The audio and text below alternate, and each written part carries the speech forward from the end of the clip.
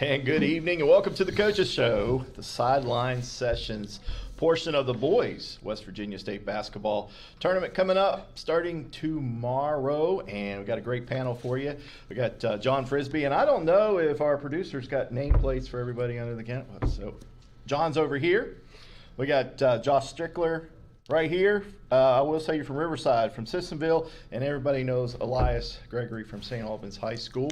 And so tonight we're going to talk basketball. I think we should start off, since we got two girls coaches here, we'll just talk off and knock out this girls tournament that just concluded. And I guess not really a question, but if you guys want to just throw out anything that you saw at the game, anything that surprised you, any players that you haven't seen play and impressed you, and how you saw everything play out. And we can start with any class you want, and we'll start with Elias here. And then I think probably the thing that that I always think it's interesting every time that I've come up here since I started coaching and since I started doing travel basketball and those kids got up, how many of the kids that during those seasons that I did travel basketball are represented in all of those classes. I mean, we used to play against the Brindley girl who, won at St. Mary's. Ava Workman, great player who we used to battle with against in travel basketball and stuff like that. And Francis Geis was like that too.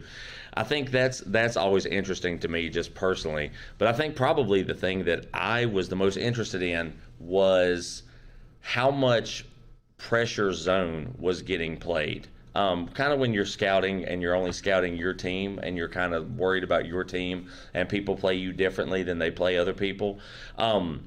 You don't notice how much, a lot of people were playing 2-3 or 3-2, but they were playing it out at the volleyball line, even up here at the Civic Center on this big floor. And so it's something that really made me think, I always come up here and look at it from a coaching standpoint and sometimes think, what can I learn from it? And looking at that extended zone stuff, I thought was really interesting. That was probably my main takeaway from just watching the games. I don't know about you, John. I can echo that. I mean, the defense was pretty incredible, but like Elias said, I don't have a travel background, so a lot of times seeing these girls here at the tournament is the first time I've gotten to see them play, except for our MSAC girls and some of the ones that we've already seen. So the defense was really good. The shot selection was pretty good. Just the way they move without the ball, I think, is just as impressive as some of the things that they can do with the ball. Josh, you get to check out any of the games there? I did not. Oh, okay. He's a boys coach, so we'll get him more involved in the boys. You're talking about shooting.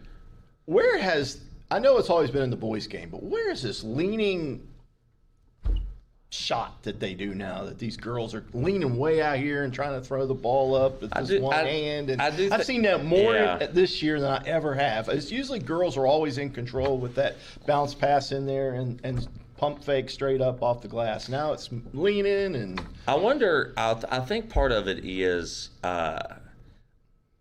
I think part of it is that there are a lot more. I mean, I'm not trying to take shots at old basketball players or stuff, but I think they're a lot more athletic and a lot quicker now. And I think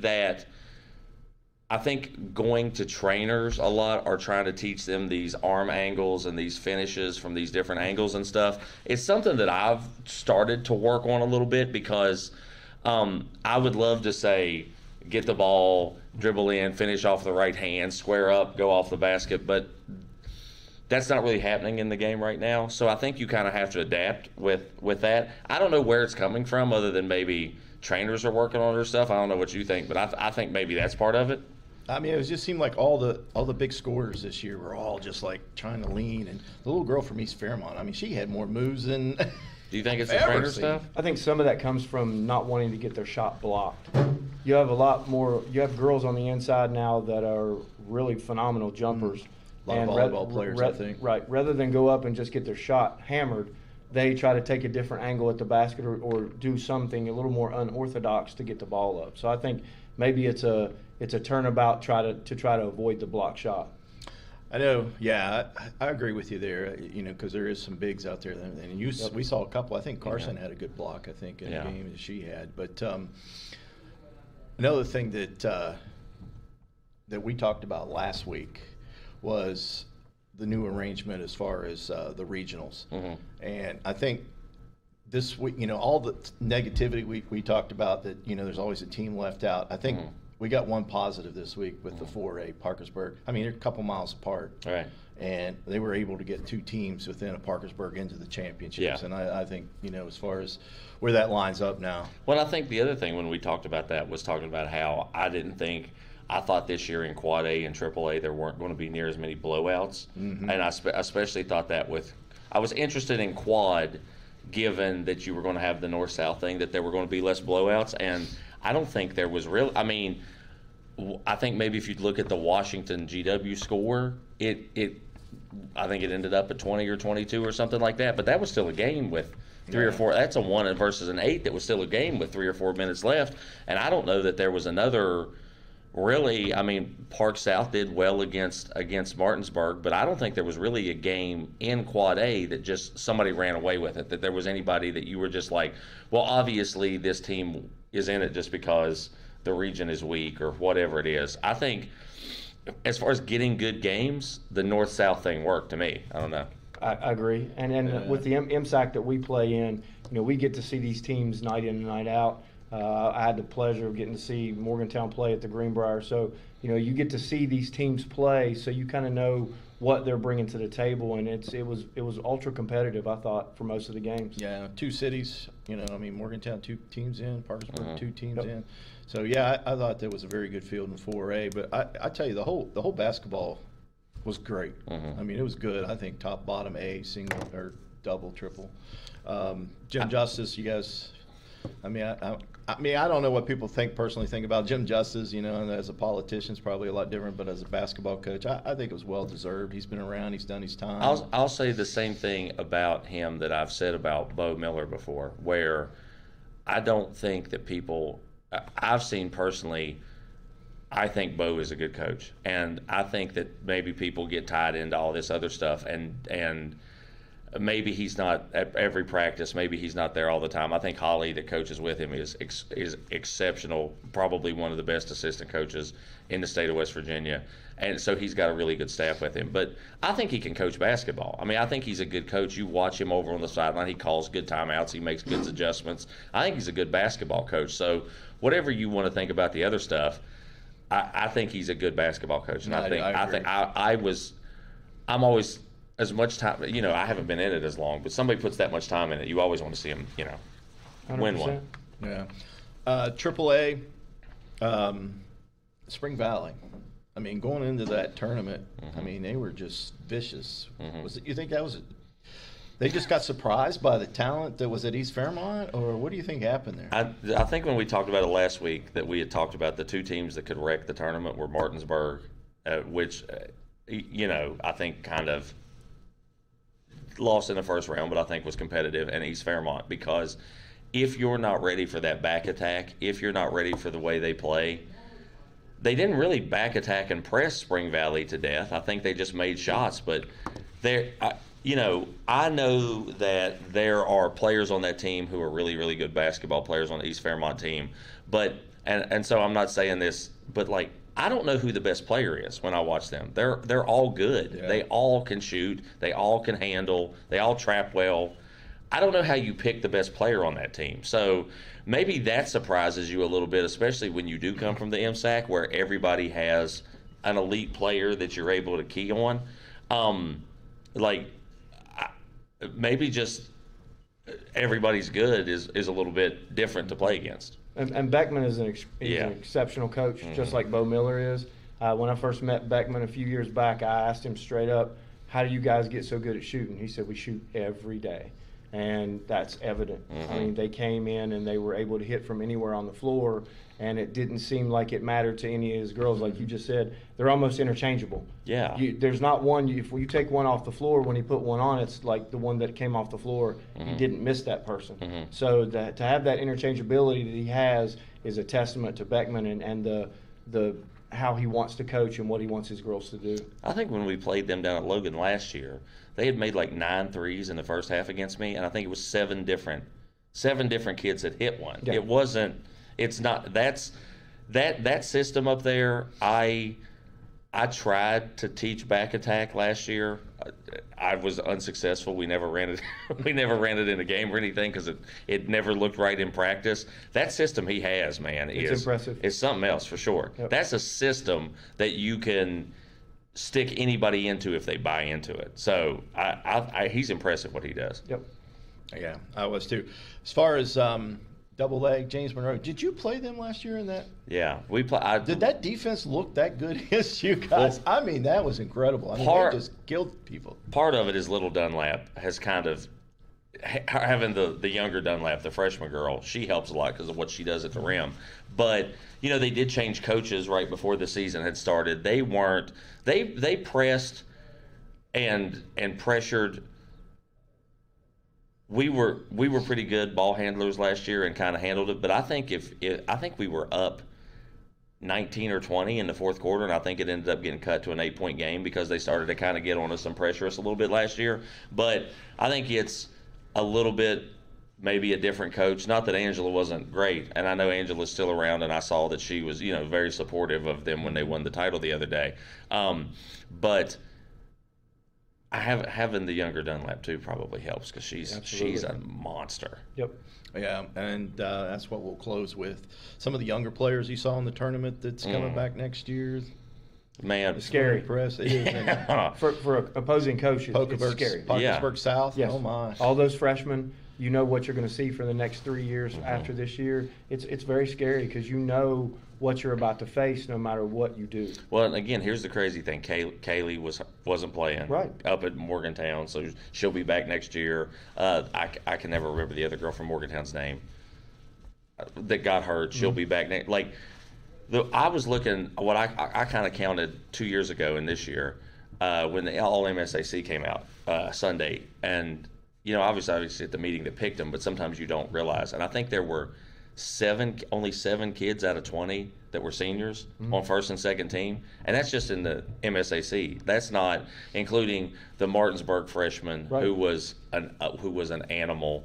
In AAA, there's some freshmen that really played well up here and stuff. Man, you're going to see a lot of the same names, I think, next year up here because there's so much talent that wasn't a senior this year. Yeah, I kind of feel sorry for Jamie LeMasters. I thought for sure that he would get that first title this year, and I was just. Well, the only thing I will say about that, and I really like Park South. Ed's been nice to me. Jamie obviously came and did our show. He's been awesome since I got into the conference and stuff. You just hate to see it. And I'm not saying who would have won that game one way or another, but you just hate to see it decided by an injury. And that's what we had talked about when we talked about the 3 days in a row, that sometimes just a tweaked ankle can completely change a game. And Park South was playing really well, and they were in that game, and it's by no means a given what would have happened in that game. But what happened to Jariah, you just kind of hate to see just happen to a kid. Jamie aside, all the other people aside, you hate to see something get decided by something like that. So. Yeah.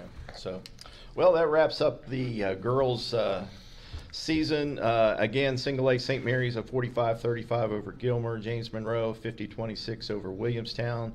Greenbrier East, the number 1 seed. Well, 2 numbers seed. James Monroe was the number 1 seed. Greenbrier East over number 7 East Fairmont 57-51, and Parkersburg 59-53 over Park South. And now it's time to jump into our beautiful brackets of boys basketball that starts tomorrow.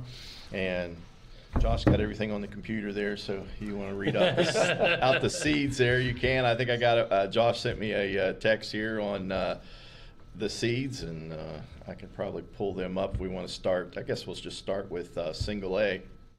And let's see.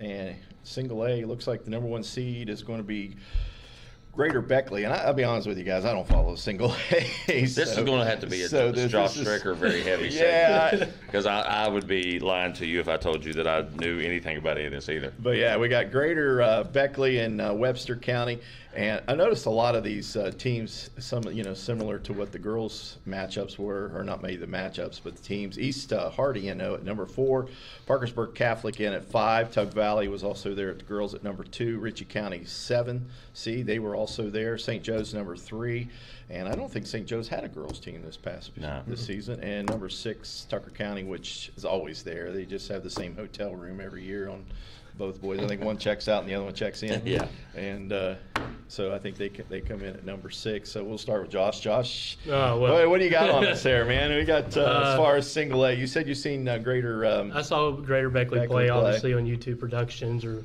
some video productions that let me see them. They have 4 kids that can really score the ball. They're all averaging double figures, and they only have 1 senior starting. So I mean, the future is bright for them.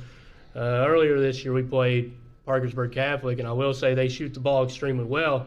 And I don't know how they're going to do shooting the ball in here because all of us know shooting the ball in the Coliseum is a little different, or the Civic Center. And it's a tough place to shoot, but shooters shoot, and hopefully they make their shots. And obviously Tug Valley, he's been here for years and years and years. He's a great coach, know him really well.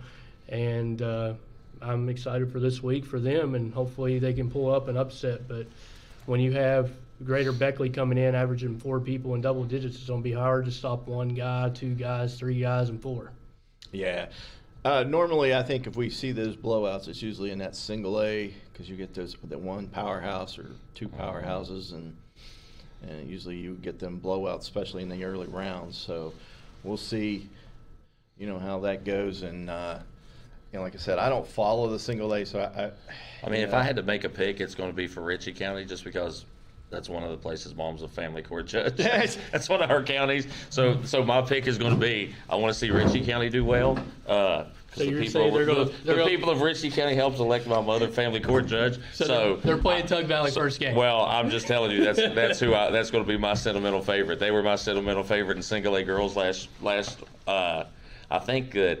I think they played Gilmer County one day, which is another county in her jurisdiction, and she was telling me that the courthouses were both clearing out so that they could get down there so they could come and watch the game. So one day I think they had to cancel court. I think it was Thursday they had to cancel court early up there. And they'll probably do it this week too. So you tell me they got 2 bigs that average double digits. They have the All-State captain coming back, averaging 23. It's going to be a task for them to do that. I'm just telling you who I'm supporting. That's who I'm supporting. I'm not picking them. I'm supporting them. All right, that's fair. All right, so in the second round, who are you supporting? You'll have to go with St. Joe's or Tucker County, I guess, there in that 3-6 game then, and try to get you a winner there. Yeah, we'll see. All right, moving over to, let's see, AA. Josh, I needed a better. You're having more trouble with that phone than anybody. Do you want this? So you can read off of this? You want my computer? Well, you know what I think he's done there? He's gave them to me backwards there.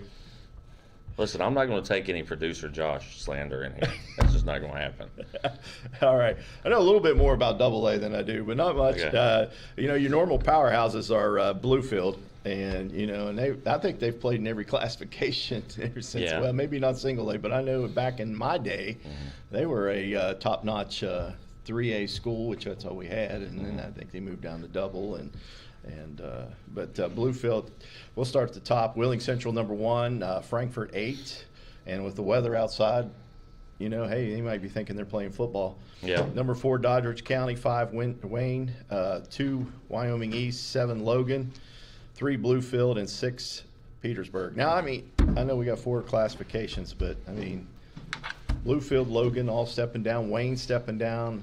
Frankfurt's, I think they've always been a AA school, but, they got a lot of kids up there in that area. And that's a good bracket. It is. Top to bottom, I don't have records on there, but, normally, Wyoming East, man, they can play some basketball down there. We played over 4 of these teams this year, including the summer. We played Wyoming East. They didn't have their all-state guard. He was hurt, but, I mean, they still played really well. Mm-hmm. They got a big that goes above the rim, and obviously their all-state point guard coming back who can light it up. But Wheeling Central obviously has Eli, who was Gatorade Player of the Year last year, and now it's a contest with him and Noah Lewis at GW. I always thought this year I'd pay money to watch Wheeling Central and GW play. That'd be a good game. That might be the best two teams in the state. Let them play. Let's see who's the best team. Yeah. You know? We played Frankfurt. We was lucky enough to beat them. They have a really good scoring point guard. He can go north-south really quick, he makes everyone around him better, which is hard to find. Logan, obviously, Hatcher knows what he's doing. Has a good group of kids there buying in at the right time, and they might. It'd be hard to beat Wyoming East, but they have a chance. You know, they have a chance. Everybody coming in here. Wayne, my buddy Meddings, he got that guard, number 0. You look at him and be like, who's this guy?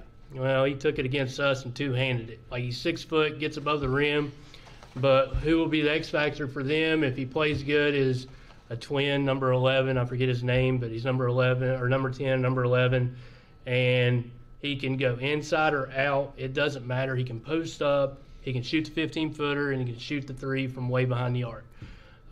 So that'll be a good test. And Doddridge County, obviously, it's weird how they play. He'll substitute 5 in at a time, because I thought, they're getting a little bit of momentum. You leave them and sub one or two out.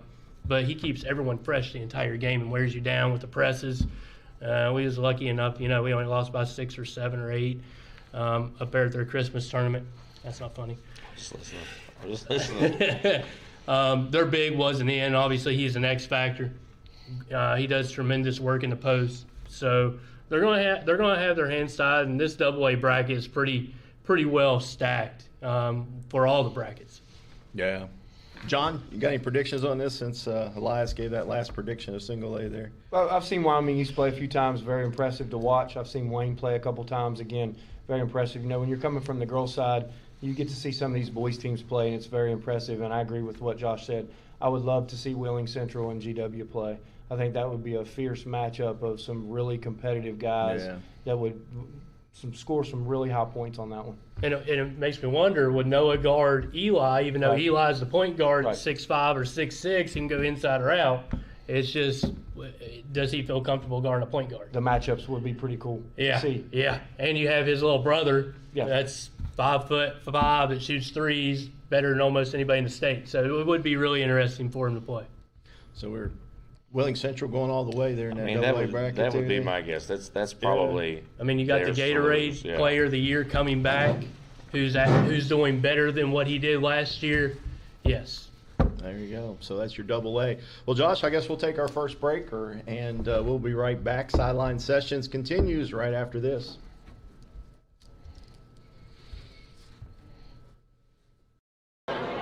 Introducing new frosted sodas and floats.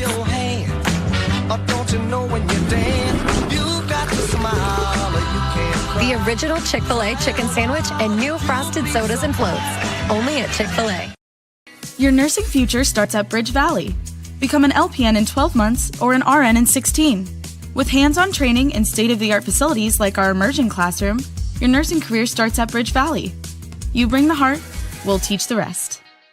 I know that you've heard the name Shuckers. Shuckers has been at 70 Old Main Street, St. Albans for more than a decade. Really, serving up such great food like Shucker shrooms, jerk shrimp, juicy steaks, seafood, wings, stuffed shells, scallops, thin crust pizzas. There's something here for every taste bud in your house. Come hang out in the cozy bar area or bring your crew in and stretch out in the dining room for a memorable evening. Shuckers is more than seafood, it's your food. Open Tuesday through Saturday. We'll see you at Shuckers.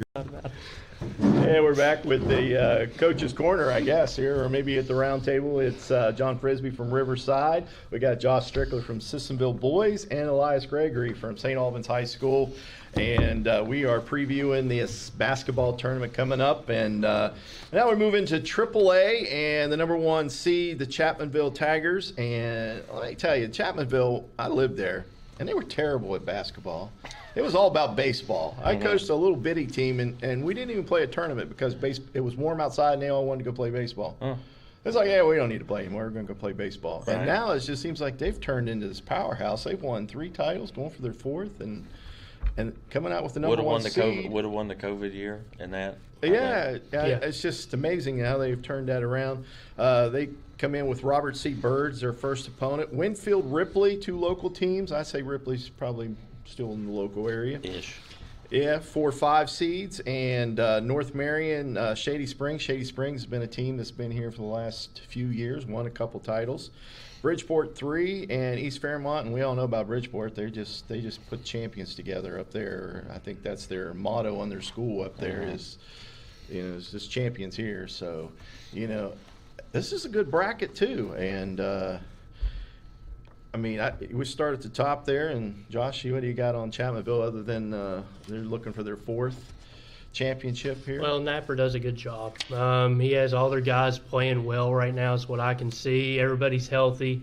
I know when they played in that Logan Classic, they wasn't full strength yet. They had one of their players out who was a major impact on the team, and now he's back. And, they played against Capital there at Chapmanville, and obviously they was victorious. But I almost wish we would see a rematch here at the state tournament, but that didn't happen. That's the way things work out. How do you guys see this Ripley-Winfield? They split in the regular season, home and home, I guess, on that. Each team won there. Probably my favorite system to watch in AAA boys is Ripley's, like what Mullins does up there. It's almost a lot like the East Fair. It's not exactly the East Fairmont thing, but we're going to press you to death.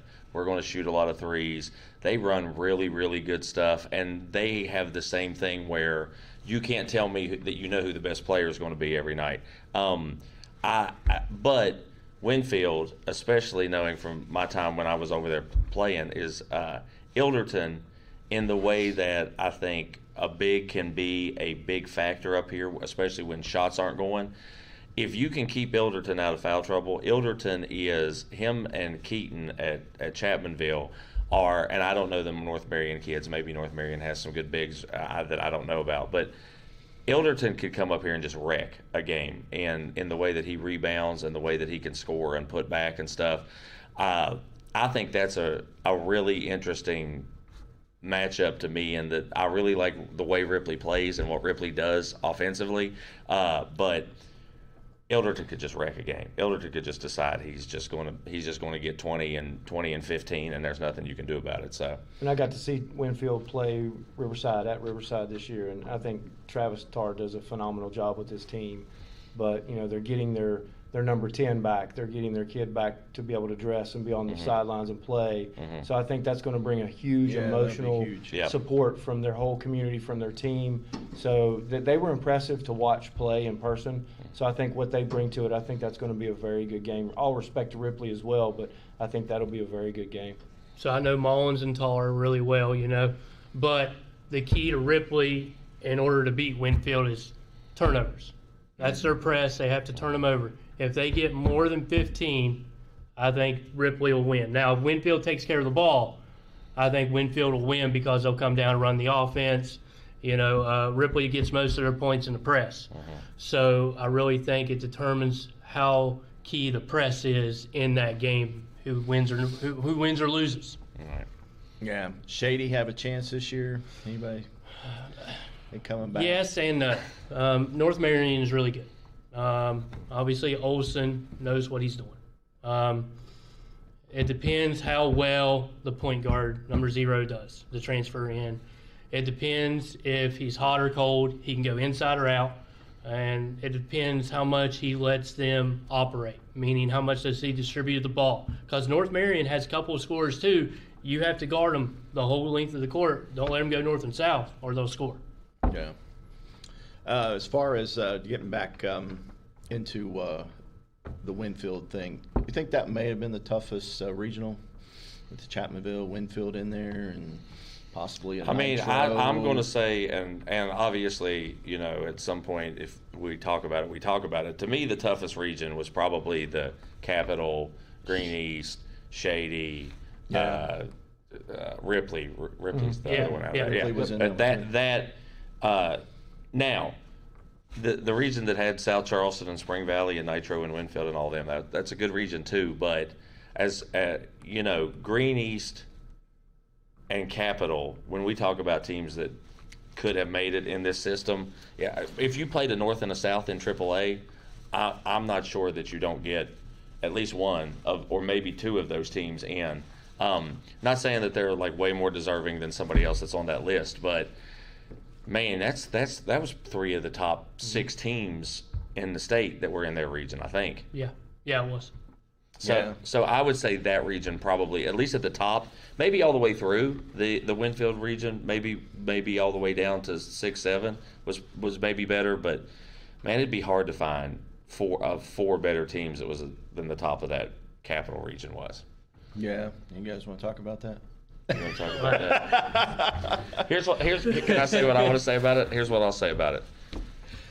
Like I said before, I think the way we see the state tournament is the best way that you can do it. I think letting the coaches vote is the best possible way that you can do it, and I think that it works out 9 times out of 10 the way that it should. Sometimes, does it go based on what you did previously? Yeah, but how else would you see the state tournament, in my opinion, right? We got to stop letting coaches vote regional. Like, we just have to. We have to come up with a different way to do it. And there's no reason to not force us all to play each other. And I know that there are different things that happened in different regions, in boys and in girls, of ways games weren't played and teams that didn't play each other and everything else. But I think if you just mandate that you have to play it, now I don't know how you do that in Quad A because it's more teams, and if you can't do it that way, then maybe you have to go back to sections. But I don't know how you all feel about it, but I think I have not been a fan of the coaches voting on the regions because I think it gives chances for chicanery. Hunter Moles 2 years ago, remember whatever happened with him where something crazy happened and they ended up like the 4th seed or something 2 years ago. There's you get the argument, well, they didn't play anybody in the region, and then you get people that you do play a regional game, and how do you mark that out? And I don't know. I just think they need to get coaches' votes out of it. That's just me, though. I mean, I agree. Agree. Yeah, I mean, 100%. I feel bad for Cookie. I know Cookie, and I know Olson. But I think the coaches take too much into it. I think it's almost saying, okay, they have to play their conference. They don't have enough games to play everybody in the region, and that's what has to change. We got to do something where it's almost like a fair playing field for everybody, because Capital never dropped below a 3 this year. So how would you feel, and if you was the 1 or 3 seed, and you don't get home court advantage at all just because you didn't play a regional opponent because your schedule was already full? Well, I think what scares me especially is if nothing changes after you've seen what happened in that region, and like it or not, Capital doesn't make it. So the people that banded together, and some of the people that banded together and did that got what they wanted out of it. What would scare me is, are you going to have that start happening in other regions? We talked about Capital girls got ranked 6th in that region and had beaten teams in that region that had head-to-head beaten teams that were ahead of them in that region. I think that it just gives too much chance for the kids and the coaches, all, regardless of whether you like each other, don't like each other personally. If I hated Frisbee, that's my guy. But if I hated John Frisbee, but I still at the end of the day would say he's going in there. His kids are working the same amount that my kids are working. He's working his tail off. I couldn't do that, knowing what they put in. Some people, are trying to do what's best for them, and I get that. But I just love the game too much to do that, and I just think we just have to get rid of the voting. We just have to, or else, especially next year. I mean, do you not think that people will be emboldened to do something crazy next year with this? They have a chance to, and I think the SSAC needs to take control of it, or it'll continue to happen as you see it now. Other coaches are going to buy into what has happened and say, oh, let's get them out so we might have a chance. All right? But, technically, the better teams won that night. Obviously, they didn't have home court advantage or anything like that. But I think it would have been different if it was home court advantage. And then maybe you start talking about, okay, we don't want home court advantage. We want a neutral site where everyone plays. One certain location. That's what we used to do. I Yeah. remember we used to play our regionals up at Riverside. When somewhere else. Riverside first got built. That's another. I'm sure that there's probably costs associated with that and stuff, and that's probably why they went away from that, because technically they're supposed to be neutral site games now, because like you can't do your whole entrance and you can't do the light shows and the stuff over there during a regional game, because it's technically supposed to be a neutral site game. But I think going back to neutral site, actually legit neutral sites would help too. But I think at the end of the day we need a more objective way to do the regional seats. Who the SSAC just puts this up to vote somewhere? How does this Coaches come vote about? in the region. I mean, I know that, but I mean, I don't know how as far as this all got started. I don't know how it changing the originally. region, It's probably always been like that I can remember. I think even when I played, it was that the coaches voted. And I'm sure that there's been stuff that's happened plenty of times. I think the biggest difference this year, and what I think is a good thing that the SSAC did, I will give them a lot of credit for, is making the votes public this year. Because you used to be able to do it and nobody had any clue who had done it. You're right.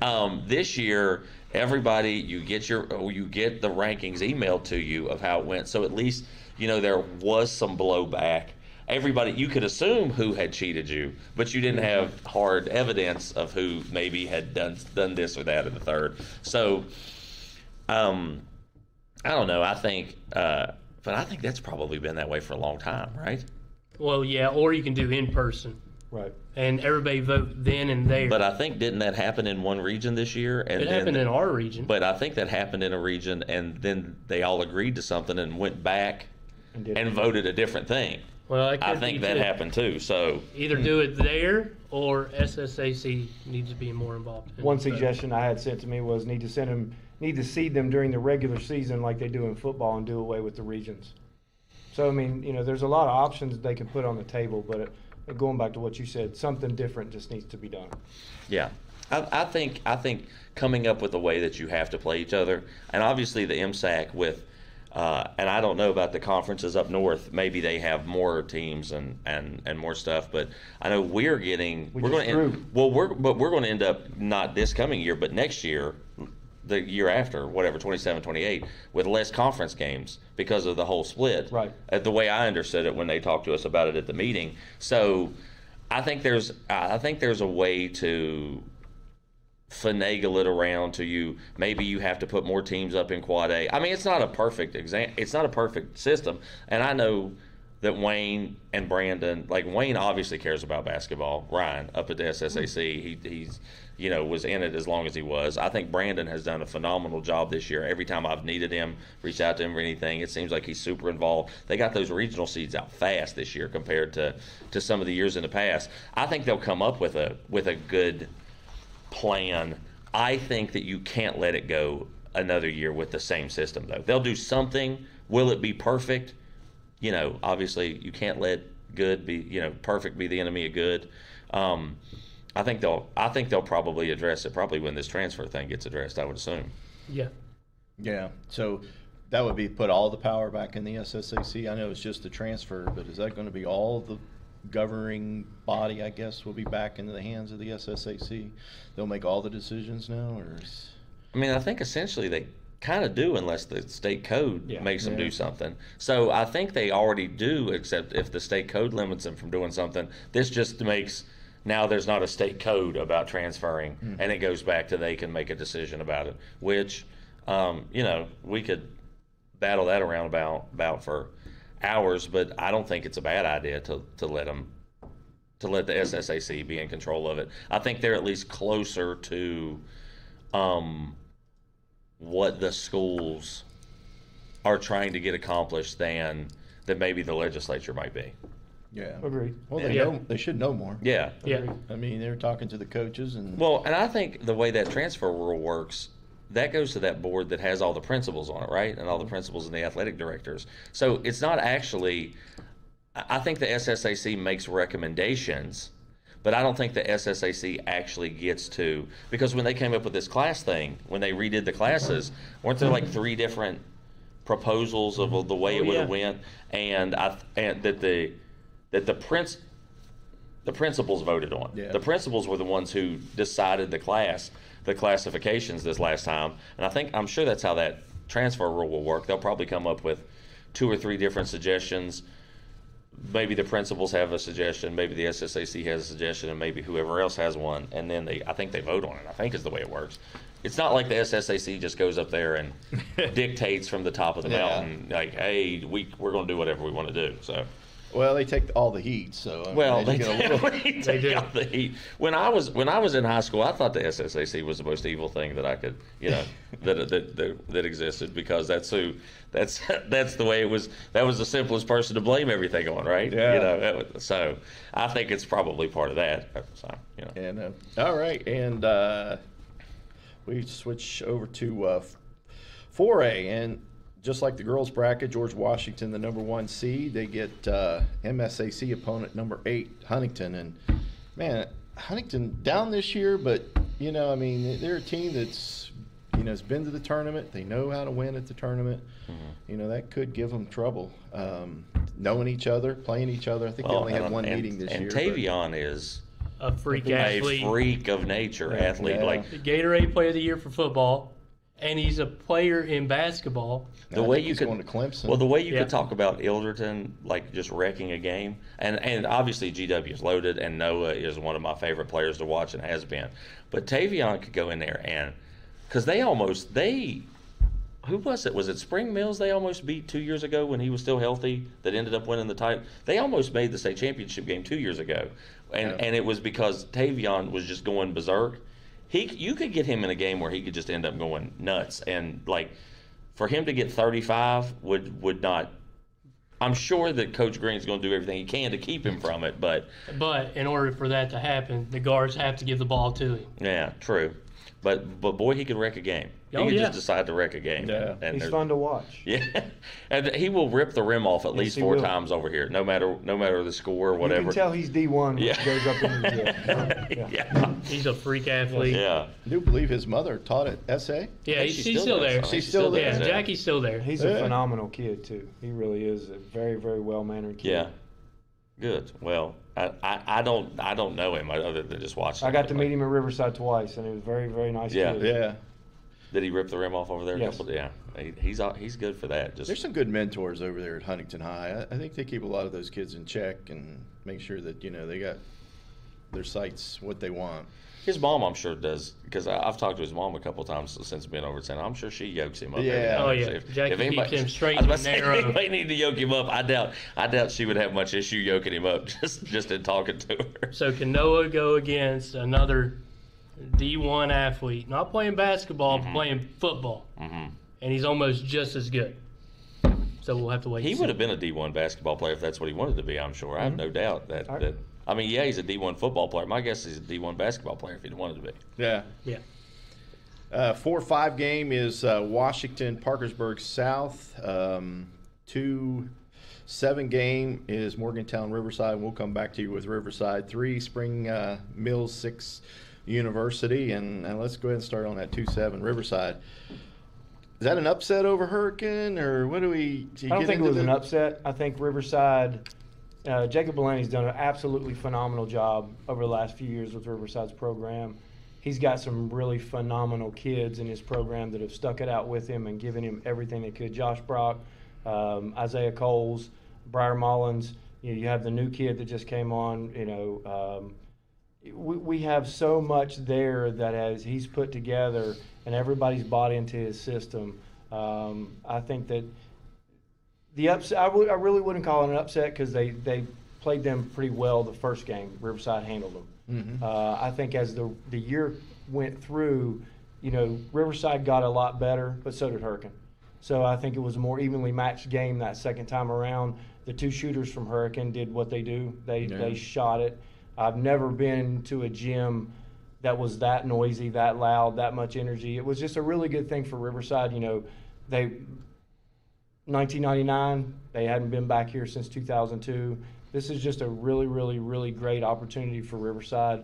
They're clearing out the school. They're going to bring every kid that they can down here. It'll be a really, really, really good day for the Riverside community and for all the DuPont people, all the East Bank people, all the Valley people that comprise the Riverside. And, Mr. Loftus has done a great job as the principal of Riverside to bring this stuff back. Yeah, going back to what you were saying early on, Riverside, I did some games down there for JV. I wasn't in the varsity level yet for basketball, and gyms were packed. I mean, they were just, wall-to-wall people, and it's good to see. I saw Phenomenal the crowds support. moving in and just filling that place up. It's good to see that you can get back, because I've done some games later on, before I got out of basketball, and there'd be nobody in there. And he's got a lot of really, really good miles out of Rocco Terry. He's a freshman, he's learning, but he's learned every game. And I think with what he has, he could really push Morgantown. Morgantown's a phenomenal team, obviously a 2 versus a 7, but I think he could really do, if they play their game, like he said, it's going to come down to turnovers, who can make some shots in this building. Our floor is the same size as this floor, so it's not going to hurt us to come. I don't know what size floor Morgantown plays on. I've never been in their gym, but it's not going to. They're not going to be pushed by being on this size of a floor. So our gym obviously is not as open as this, but they're used to shooting in an open gym. So I think the kids from Riverside are really going to turn some heads when they get their opportunity to play here on Thursday. Yeah, I agree. Give them the Hoosier speech. Yeah, that's a Hoosier speech if I ever heard it. And guess what? Kudos for their coach. Awesome job. But just like he said, it comes down to who shoots the ball better. It's a whole different setting, and I hope Riverside can pull it out. They're going to have purple and white and black all in the Civic Center. That's the must-be-at game this week, just to see how it's wild gonna be a really cool that's the atmosphere. gotta-be-at It game really this is. week. Yeah, I can't wait to see. What time is that game? I definitely 1 o'clock. will go. 1 o'clock. Yeah. And there's a lot of phenomenal coaches Yeah. that are here for Quad A and all the other. But Jake, I just have to say, Jacob Bellany has done an absolutely incredible job with his team, and he's a phenomenal coach. Yeah, and we talked about GW here a little bit with the players. Number 1 seed, well deserved, I guess. Oh, Yeah, hands yeah, down. absolutely. I mean, Green does an kind of- excellent job every year. It's either them or Morgantown, 1 or 2 every year. Yeah. So Now, that could wreck the bracket team is Park South to me. Like Absolutely. if you're thinking about who could come in here and could completely blow this thing up, kind of the way that Park South's girls did, a little bit different style, because if they're shooting well, if Park South's shooting well, they can shoot you flat out of a game. They've got 2 kids that can absolutely fill it up. Fallon up there does a great job with the coaching and stuff like that. That team would be the team to me that if you were looking for somebody who could just blow this whole thing up and just get hot at the right time, it would probably be them. That would be my opinion on that game. And that's the great thing about being in the MSAC. We've got an opportunity to see them play a lot of these teams, and South Is impressive. Mm-hmm. yeah, coming back, every year. I mean, you get one of the Parkersburg teams down here, and girls, we got both. So anybody in the Panhandle we see coming down, who was Spring Mills this year coming Spring Mills. down. It's those things we don't get a whole lot of news on. I'm going to assume they probably have the point guard still that was the really good player. I think he was the most outstanding player here last year. I'm pretty sure, right? Or was this kid that was the senior? I think it was the senior. Okay, wasn't it? so, well, the point guards are Okugbu. I don't know. I can't say his name, but the point guard was a really, really good player. I haven't heard literally anything out of them this year. I mean, obviously you heard stuff about them on the floor last year, and then they had the coaching situation that kind of kept them in the news all the time last year. Even down here, you would see stuff about it, but I haven't seen them. I haven't seen anything about them. I couldn't tell you. I've only saw 1 or 2 games, and they can play. 1 through 5, and they have 2 or 3 guys off the bench that can help out tremendously. And really, if that point guard gets in trouble, just like Elias was saying, they're going to be in trouble. So you got to keep him out of trouble and see what happens. Yeah, the X factor. As far as outside of dark horses, Parkersburg South, we probably go with the number 1 seed in this then. Yeah, I think they're too hard to handle with their guard play, and obviously Noah. Him and Eli are competing for the Gatorade Player of the Year. The thing Sprouse shoots the ball very well. The thing that Very, GW very well. can do, though, that that you just guard. The fact that they can guard, and we could sit here and talk about Noah's scoring, all that you want to talk about. It almost brings a tear to my eye to watch Noah guard pick and roll. The way he when he's guarding the roll man. I mean, if your offense does a lot of ball screens, he's just going to blow you up over and over. Noah by himself. Because you're not going to get through it. Yeah, he's just going to blow you up because he's quick enough to hedge. He could trap. He knows the game so well that he knows who to drop against. He knows who to hedge. He knows who to trap. And obviously Coach Green does a good job of that too. But a lot of times, you're out there. You only get 5 timeouts. Noah's making a lot of those decisions himself. That's the thing about watching Noah that's always been the craziest thing to me and he was even doing that when he was a sophomore, is his pick and roll defense, and especially as heavy as ball screen offense is in high school basketball in the state of West Virginia. Man, that's what would make me pick them, because I know he's going to be able to go up there and blow that up over and over and over again. So if Sprouse can make just enough shots, if the other kids on that team can make just enough shots, I think they're. And you got the little Kelly kid who's 6 foot, plays like he's 7 foot. Yeah. I mean, he's just a bulldog in there. Mm-hmm. He gets 10 rebounds a game. Yeah. Well, it sounds like it's going to be a good tournament. Yep. One thing I want to close on, this past week during the girls' tournament, we lost Gary Ray. I don't know if you guys ever met Gary, but I just like to say special thanks to him, I guess, and condolences to his family, because I think he was an excellent. I didn't know about teaching or what he did, in Fayette County, but as far as I think what he did with the SSAC. John probably knew him well. Yeah, I'm a Fayette County guy, so I was on the Fayette County board. He was absolutely phenomenal, man, all the way through, for all the people that he touched, all the way through his life, through sports, teaching. You don't find very many people better than Gary Ray. Yeah, I agree. I loved listening to him. He always, he's always on other sports programs talking, and I always felt, man, I'm right there with you, because he had great ideas, getting things moved around, and we kind of miss him, I think, in the SSAC. I don't know what he would think about this, all of these transfer rules and stuff that we've had the last few years and changing and everything. But condolences to his family, and we'll be thinking about you through the boys tournament. And any final comments from you guys there? And well, Elias, you always got a final comment. My final comment would be, I really enjoyed the girls tournament. I love coming up here and watching it. I still, like I said before, the West Virginia State basketball tournament, we could talk about transfers, we could talk about regional seeding, we could talk about anything else you want, but this is one of the best events in high school sports in the country. Yeah. And so for everything that you want to maybe talk about this or that,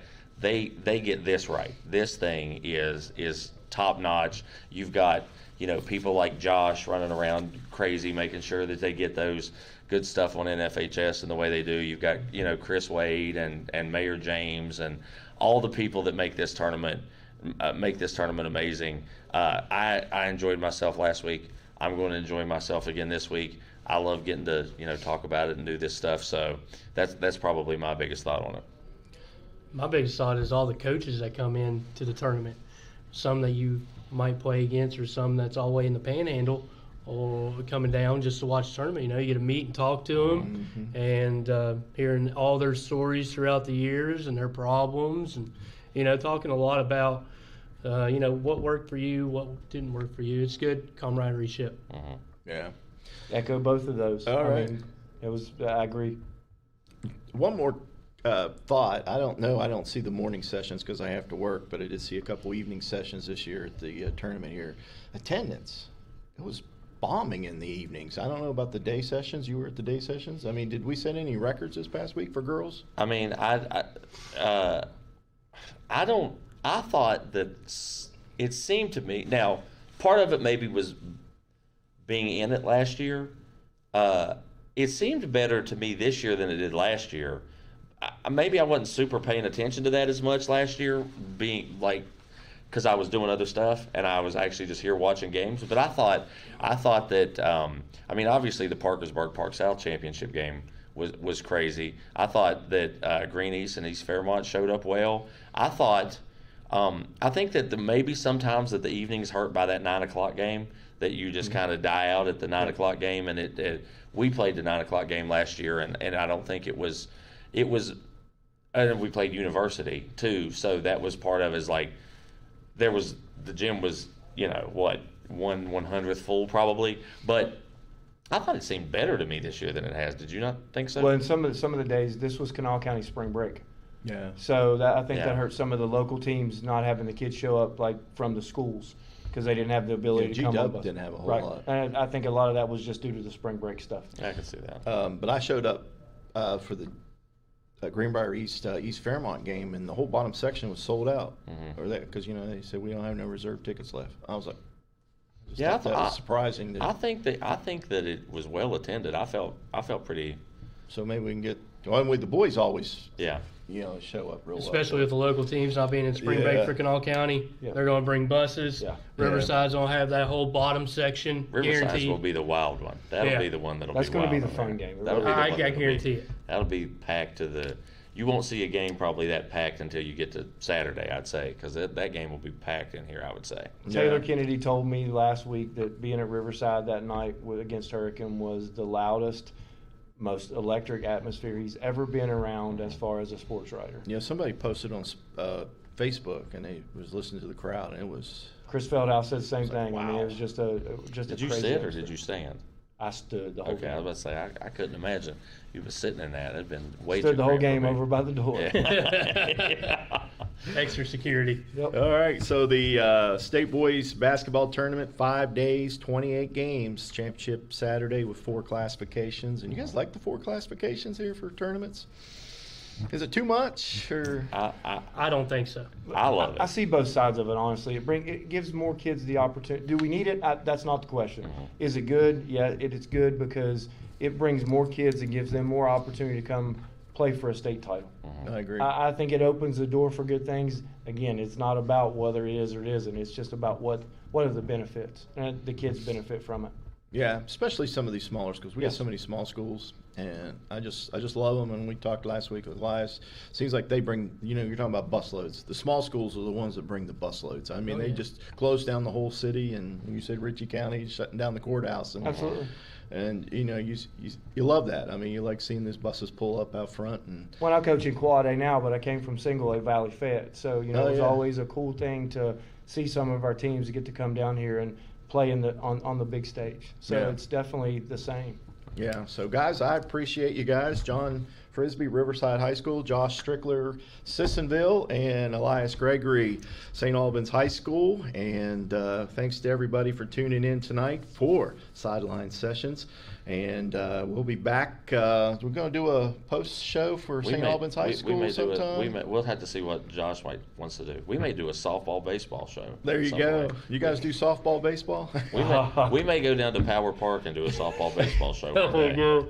That might be the next on the list. We'll pull it right out there on the pitcher's mound. Yeah, we could go up there. So We'll what? have a good time. Sure. Let's Josh, I'm in. Okay. Josh can pull some strings. He knows a lot of people, so He might have us out there in He center might have field. the keys to He might it. have us in center field. He might build us something out there.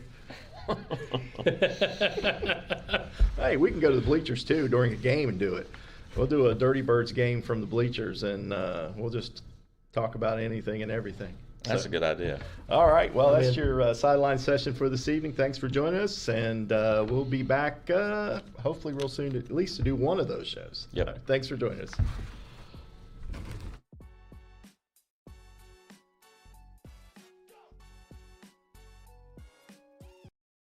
At Manny Ellis & Lane, it's not just business, it's personal. We care deeply about what we do. We're fully immersed in the gravity of the client's circumstance.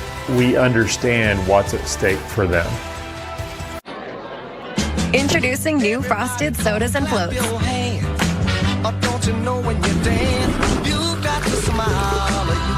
The original Chick-fil-A chicken sandwich and new frosted sodas and floats. Only at Chick-fil-A. I know that you've heard the name Shuckers. Shuckers has been at 70 Old Main Street, St. Albans for more than a decade. Really, serving up such great food like Shucker shrooms, jerk shrimp, juicy steaks, seafood, wings, stuffed shells, scallops, thin crust pizzas. There's something here for every taste bud in your house. Come hang out in the cozy bar area or bring your crew in and stretch out in the dining room for a memorable evening. Shuckers is more than seafood, it's your food. Open Tuesday through Saturday. We'll see you at Shuckers.